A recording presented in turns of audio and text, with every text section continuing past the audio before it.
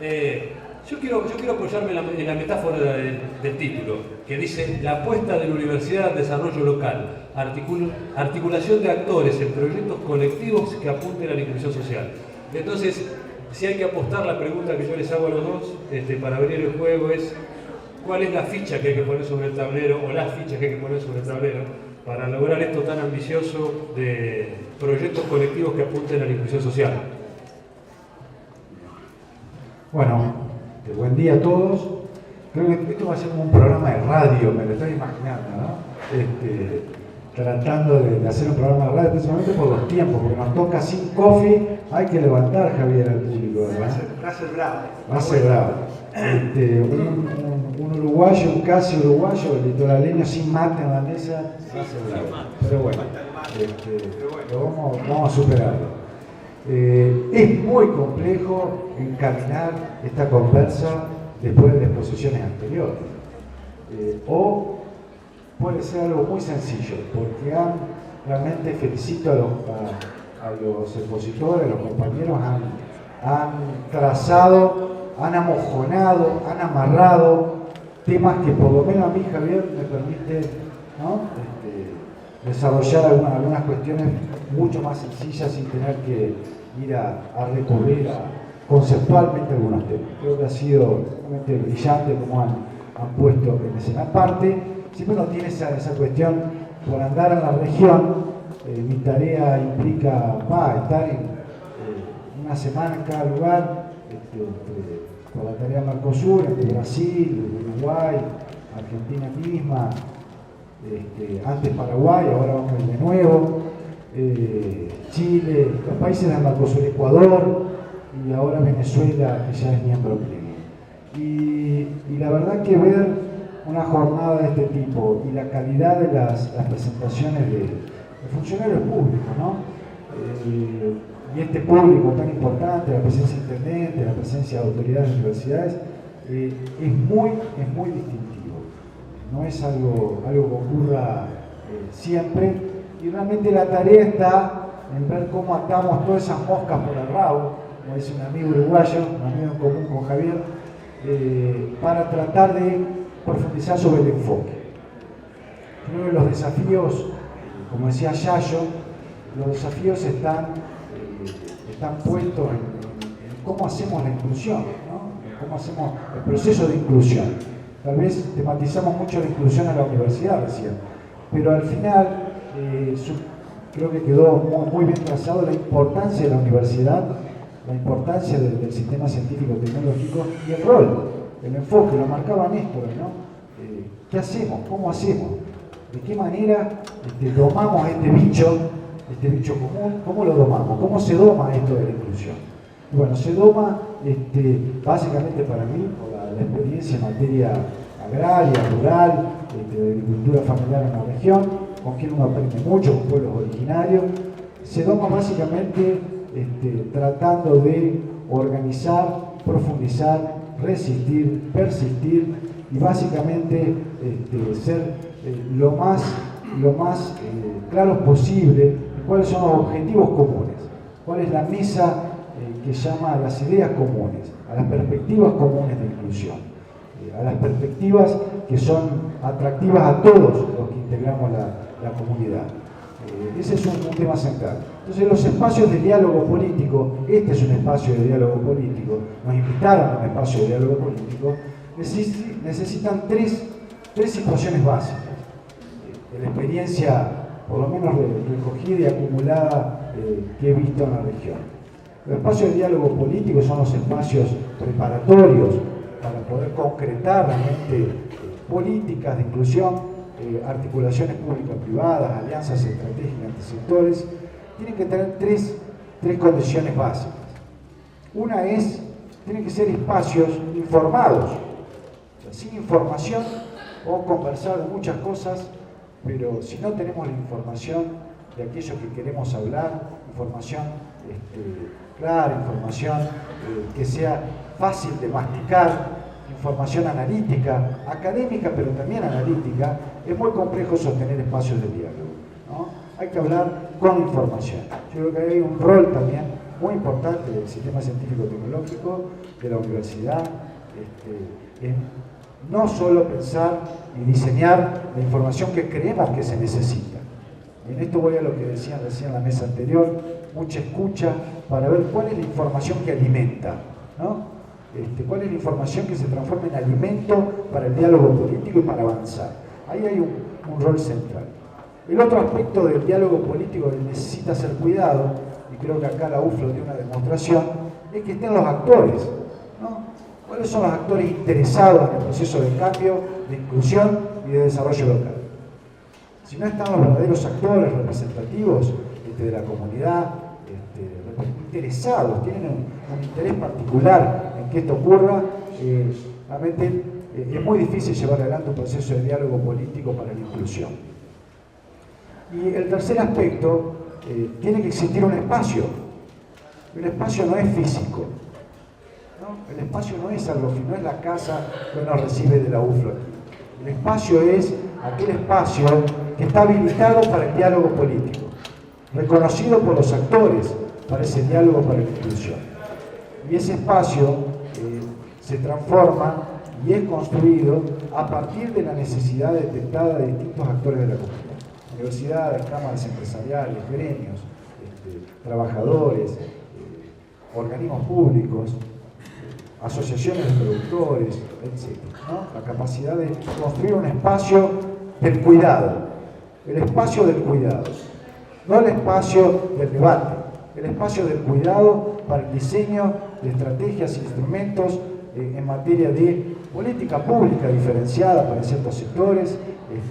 Nosotros en la REAF, Mercosur, trabajamos, y ya vamos a tratar de hacer un ping-pong con Javier, trabajamos básicamente cuidando esta virtud del diálogo político. ¿Con quién? ¿Cómo se arma el diálogo político? Con la agricultura familiar, representativa de la región, y con la institucionalidad agropecuaria, agraria de toda la región.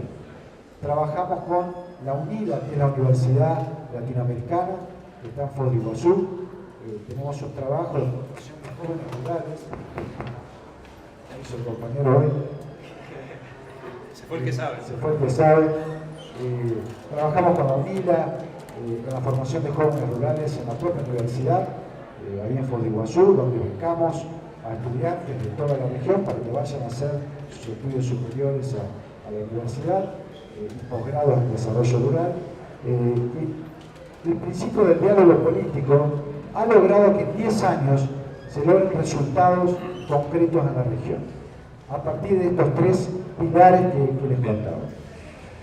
Javier, misma pregunta. Bueno, no, pero creo que lo de Lautaro ya me da pie para seguir con algunas cosas, para ir arrimando un poco elementos para el fogón del desarrollo local inclusivo. Antes que nada, buenos días a todos y a todas, un gusto estar realmente con ustedes acá. Yo creo que vale la pena, veo que hay muchos estudiantes aquí, haciendo pie en esta construcción de espacios de diálogo político en el sentido amplio que decía Lautaro, por lo menos reflexionar en términos muy generales y tratar de conceptualizar qué entendemos desde este punto de vista que es el desarrollo local y el desarrollo local inclusivo, digamos, ¿no? Yo diría que es un enfoque que pone el énfasis en un proceso en el que diversos actores endógenos, o sea, del territorio, pero también exógenos al territorio, con incidencia en los territorios, gobiernos locales, empresas, universidades, organizaciones sociales, unen sus fuerzas y sus recursos para conseguir formas de cooperación, nuevas formas de cooperación, con el fin de estimular y concretar iniciativas tanto a nivel económico, social, cultural. ¿Para qué? Para mejorar la calidad de vida de la gente. De eso estamos hablando cuando hablamos de un desarrollo local incluyente, digamos. Ahora bien, esto no es una tarea fácil, digamos, ¿no? Y ya adelantábamos algunas cuestiones en ese sentido.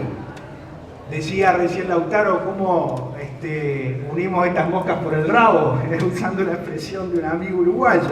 Bueno, justamente ahí está uno de los ejes de esta cuestión, de la construcción de los procesos de desarrollo local. Poner en situación de cooperar actores con intereses divergentes. Esa no es una tarea fácil, digamos, pero justamente, ¿por qué? Porque en el contexto local, en el contexto territorial, se produce un cruce de lógicas, de racionalidades diferentes. No es lo mismo el gobernante local que el empresario, que el integrante de una organización de la sociedad civil, digamos, pero todos y todas son necesarios para la construcción de un proceso de desarrollo local. A mí me gusta decir que por definición el desarrollo local es incluyente. El que se quiera bajar del carro se baja solo, pero cuidado que no lo llamemos porque nos apedrea el rancho, como decimos en mi pueblo. El que siente que no se lo llamó va a decir, pero ¿y por qué? Y si a mí no me llamó, yo voy a apedrear el rancho, no me voy a sentir convocado. Una vez que nosotros hacemos la convocatoria, el que por ahí no siente que no está representado, pues se puede bajar. Pero por definición la convocatoria debe ser lo más incluyente posible. Creo que ese es un elemento que me parece interesante para ponerlo en el debate, digamos, ¿no? Y yo quisiera, un poco la misma línea que planteaba Lautaro, de justamente hablar de las condiciones que tienen que ver para la construcción de estos espacios. Me gustaría agregar en el menú algunas, Lautaro, para que las vayamos compartiendo, digamos, ¿no? Una de ellas tiene que ver con lo que podríamos llamar en términos más técnicos el diagnóstico punto de partida de un territorio. Y yo diría, a ver, ¿cómo estamos dotados en el territorio en términos de capital social? Para usar una palabra, digamos, que hoy se usa mucho, digamos, ¿no? ¿De qué estoy hablando cuando hablo de capital social? Hablo de las capacidades, de los recursos que existen en un territorio. Hablo no solo del capital físico, material, digamos, sino del capital cultural, digamos, de la capacidad de organización, de la capacidad de iniciativa, de la identidad. Estamos en un territorio con una identidad que podríamos llamar nostálgica, que tiene los ojos en la nuca, que mira el pasado que fue mejor solamente, o estamos en territorio con capacidad de mirar el futuro. Si tenemos en los actores del territorio una identidad solamente anclada en el pasado, pues podemos tener problemas para imaginar futuros mejores. ¿Me están siguiendo? ¿Sí? Yo creo que esos son elementos que los tenemos que poner alrededor de una mesa para saber cuál es nuestro punto de partida para construir esos procesos de desarrollo local incluyentes y sostenibles o sustentables. Otro elemento que tenemos que mirar es cuáles son nuestras capacidades para la gestión, y yo diría para la cogestión, o si ustedes quieren, para la gestión concertada. ¿Cómo nos miramos? Decía hoy Lautaro, el espacio no es solo físico, el espacio tiene que ver con las actitudes. ¿Reconocemos al otro? ¿Somos capaces de sentarnos alrededor de una misma mesa y en esa mesa están todos los actores legitimados para sentarse allí? ¿O hay diferencias? Hay unos que se pueden sentar y otros que no se pueden sentar. Ese es otro aspecto que es muy importante. ¿Y esto pasa por qué? Para que eso sea sostenible hay que pactar, y es una buena palabra esta, pactar reglas de juego que deben ser compartidas para todos los actores que se sienten en ese escenario. Y digo dos cositas más y seguimos el diálogo. Esto implica un proceso de negociación no exento de conflictos.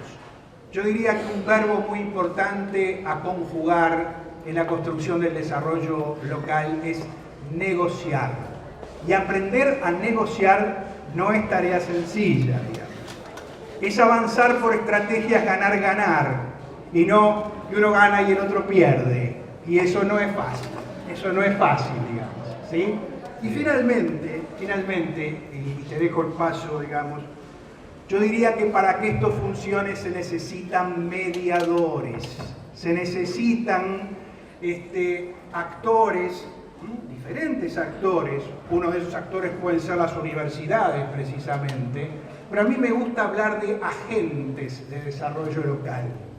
Personas con capacidad de jugar en los márgenes, de asumir riesgos, de convocar actores, de facilitar procesos. Esa tarea de mediadores, y perdónenme que diga mediadores inteligentes, pero en el sentido, digamos, no solamente del conocimiento, sino de las actitudes, como se decía hoy en el panel anterior, son claves para la construcción de procesos de desarrollo local.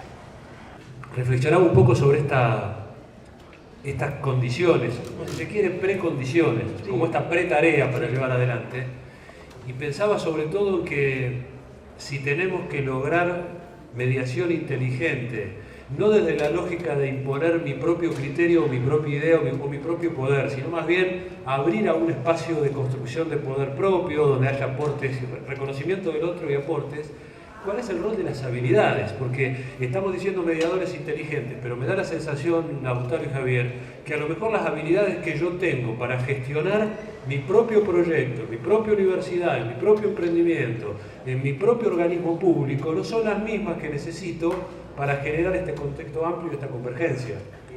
Creo que hay dos puntos centrales de lo que marcaba Javier, y les propongo, y creo buscando siempre atar el hilo, amarrar con los compañeros que estuvieron antes, ¿no? Creo que tal vez es un desafío de la jornada de hoy y de los talleres de la tarde, ¿no? Que nos sintamos parte de toda la trayectoria que está propuesta. Está abierta, está propuesta.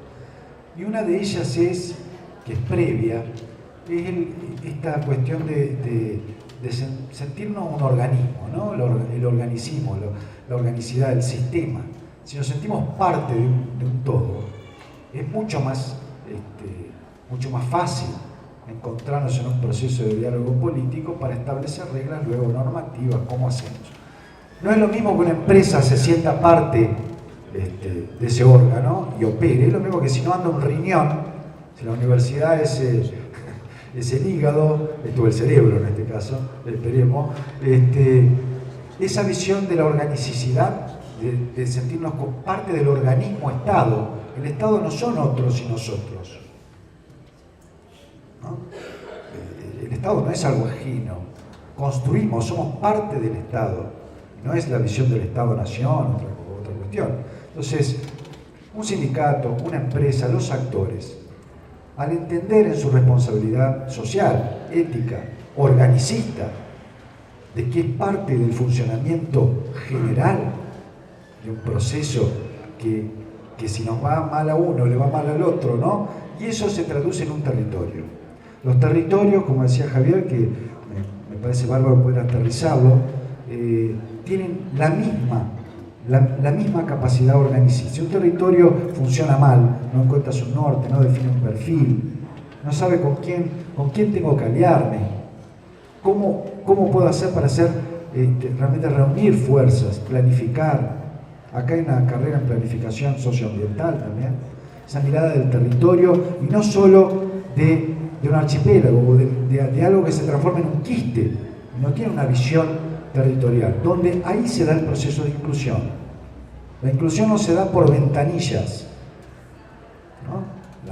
Por pequeñas ventanillas abiertas, ¿no? La inclusión, desde este paradigma, el desafío de poder incluir a partir del desarrollo local, es un proceso mucho más complejo, que hay que perfeccionarlo y que atiende estas necesidades. Otra cuestión que me parece central que puso Javier es la cuestión del conflicto, ¿no? Hace 10 años atrás, 15 tal vez, los que veníamos de alguna escuela de planeamiento territorial, hablar de conflicto era casi mala palabra. ¿Cómo vamos a tener conflicto? No. El conflicto era algo que mejor ni nombrarlo. Y la cuestión, yo creo que un avance que hemos hecho es, los conflictos existen. Necesitamos inteligencia para poder transitarlos.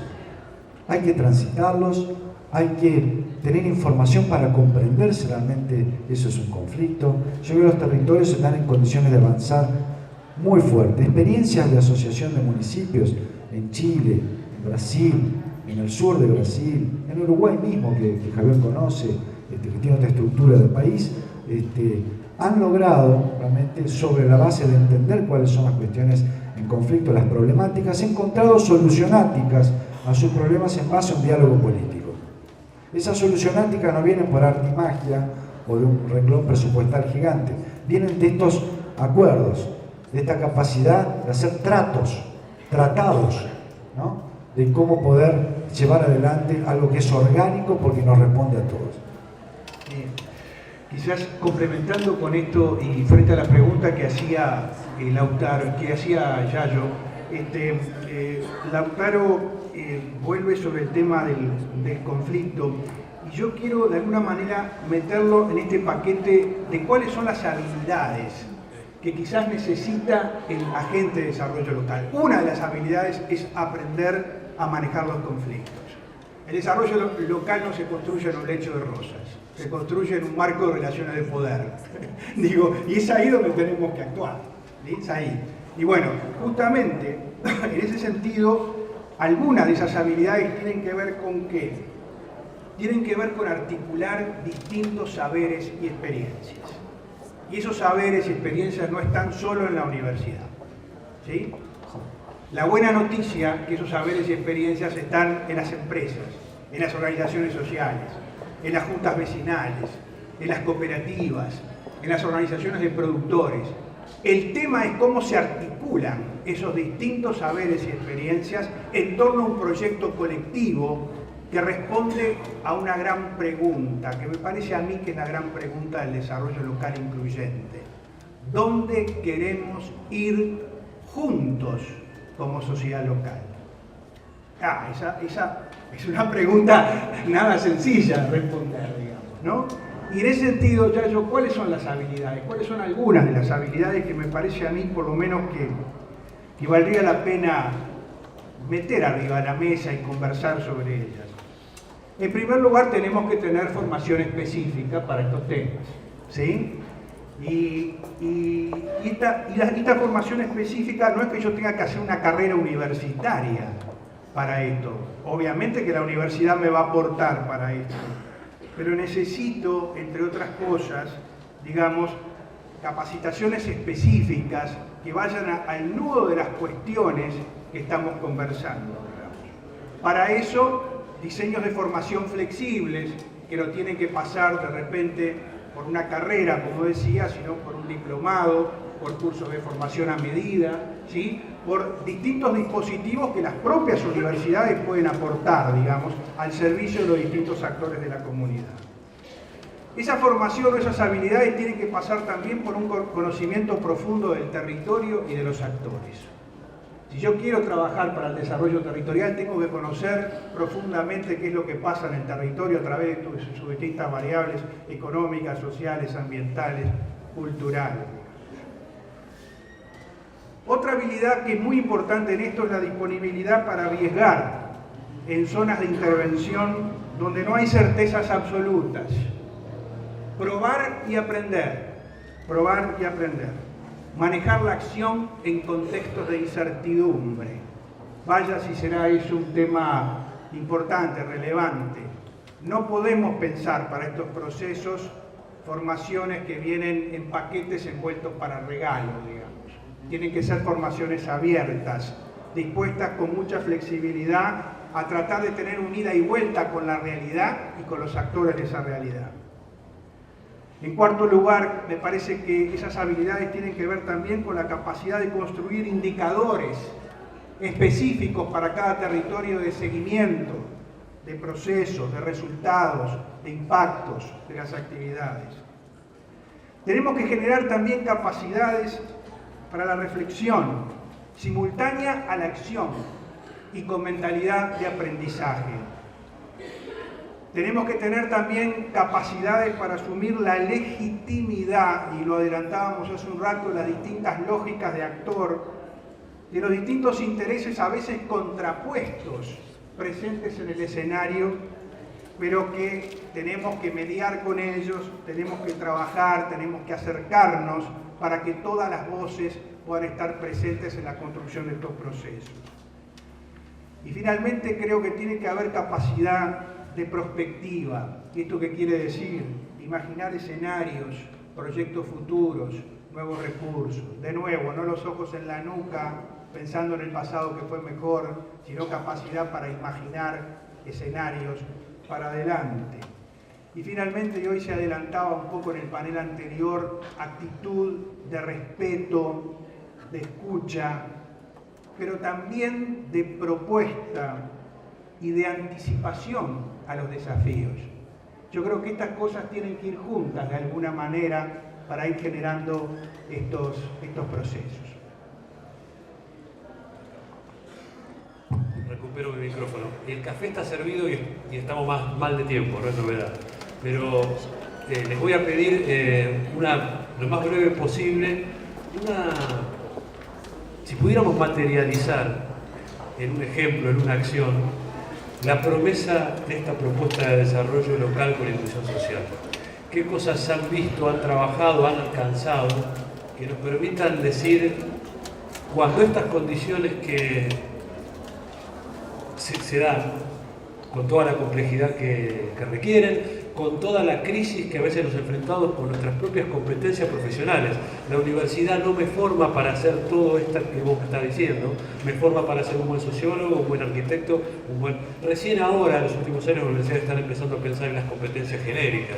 Proyecto Alfosem para atender todo lo que es mitigar. Entonces, es decir, la organización, la capacidad de participación, de reunir masa crítica con capacidad de transformar esa masa crítica en propuestas concretas que sean armadas con el otro, salir de ese dilema de nosotros y los otros, de que el conocimiento y el pensamiento está de este lado del mostrador y del otro no hay nada. Yo creo que eso no va más. Bueno, uno que va recorriendo la región se da cuenta de que eso no va más. Ni hablar de la irrupción ahora de Ecuador, de la misma Venezuela. Realmente uno empieza a entender otra lógica que está sucediendo en la región, de cómo han comenzado a solucionar sus problemas. Y hay un rasgo común, y sería muy atrevido dejarlo como algo taxativo y que es así, pero el rasgo común tiene que ver con el punteo que tiró Javier. Más competencias, más capacidades, más destreza, más entrega y más conocimiento de sí mismo, de cada actor, de en qué puedo aportar, en qué tengo que jugar acá. Otro tema clave, Yayo, creo que es un territorio que no sabe ordenar su demanda, no va a conseguir ninguna oferta. No debe haber cosa peor que tener los recursos, y seguramente no vamos a hablar, recursos están, los recursos para la inversión regional están, pero tenemos muy poco ordenamiento de la demanda.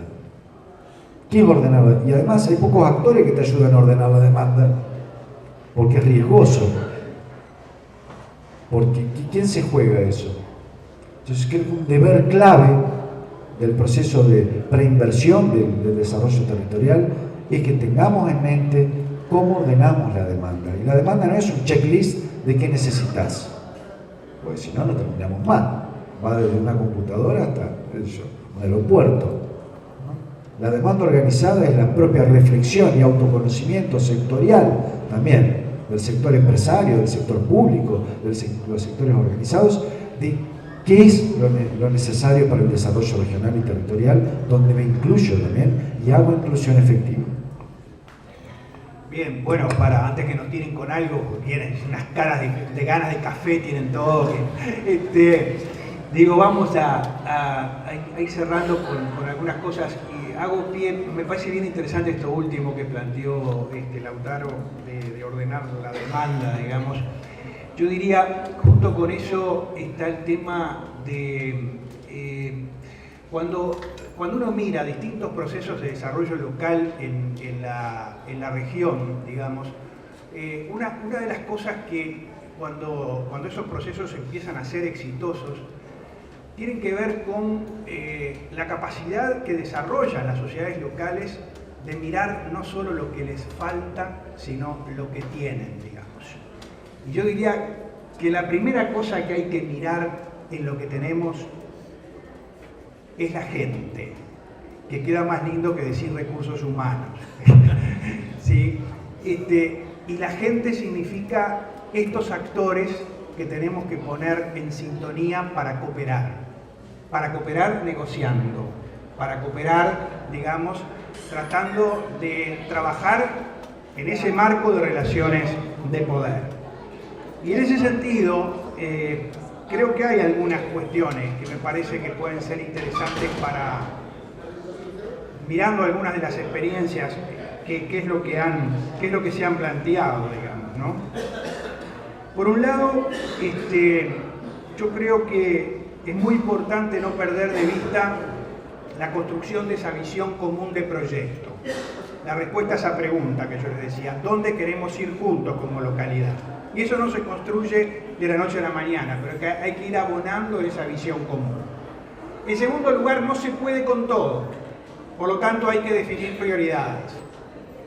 Y para definir prioridades yo no necesito pasar por un plan estratégico necesariamente, que puede ser muy costoso. Entonces yo diría apelar a la construcción de agendas estratégicas, no solo agendas para el corto plazo, sino agendas con visión de mediano y de largo plazo. Pero cuidado, que ese mediano y largo plazo no deje de meter algunos goles en el corto plazo, porque si no la gente se desanima, ¿está claro? Es decir, para hablar con la metáfora futbolera, nosotros nos quedamos esperando el otro día Uruguay y Brasil y nos metieron el gol faltando 2 minutos y la quedamos, Bueno, si uno mete un gol en el primer tiempo tiene mejores posibilidades de ver el partido. Con esto que quiero decirles, agendas estratégicas que miren el mediano y largo plazo, pero que la gente vaya viendo en el camino goles, resultados. Eso es muy importante. En tercer lugar, la articulación de actores es un proceso complejo. Por lo tanto, hay que avanzar por lo que yo llamaría, esto es un término poco técnico, mínimos comunes de cooperación. ¿Cuáles son esos mínimos comunes de cooperación que van a ser distintos según el territorio, digamos? Bueno, tratar de aferrarse a ellos, reconocerlos.